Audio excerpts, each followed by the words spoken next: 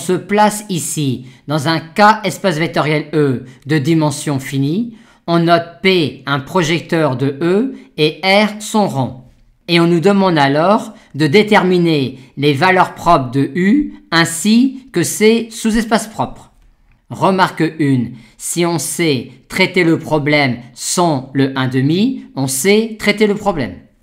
Pour déterminer les valeurs propres de U et les sous-espaces propres de U, on ne voit pas d'autres idées que de passer par l'équation aux valeurs propres. Mais en restant au niveau des endomorphismes, ce n'est guère aisé et de plus, on ne peut pas utiliser facilement l'hypothèse que P est un projecteur de rang petit r.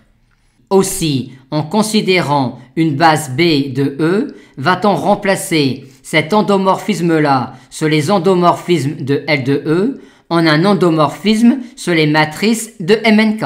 Et on va pour cela considérer une base de E adaptée au projecteur P, c'est-à-dire une base de E adaptée à la décomposition de E en la somme directe de quart de P moins identité et de quart de P, ce qui est possible étant donné que P est un projecteur. La matrice de P dans une telle base est alors celle-là. Et on rappelle que pour un projecteur, quart de P moins identité est également im de P.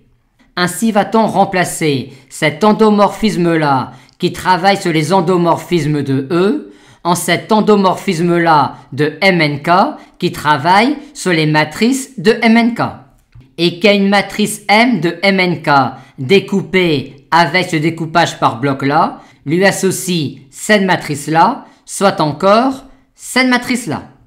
Et il est alors aisé d'écrire l'équation aux valeurs propres pour cet endomorphisme-là de MNK.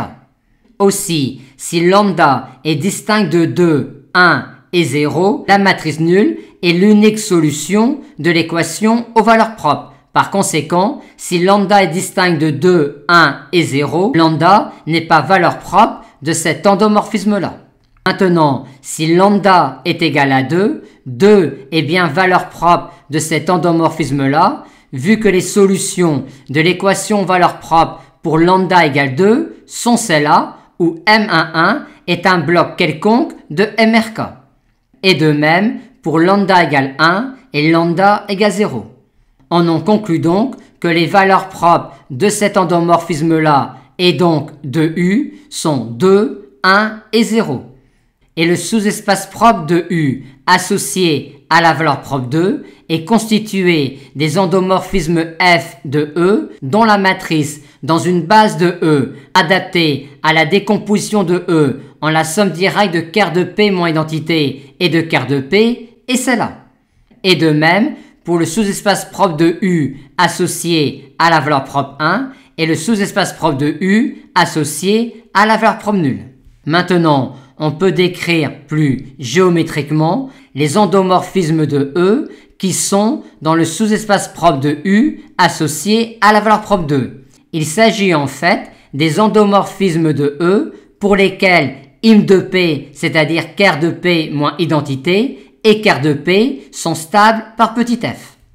Et ceux qui sont associés à la valeur propre 1 sont les endomorphismes de E qui envoient les vecteurs de im de P sur quart de P et les vecteurs de quart de P sur im de P.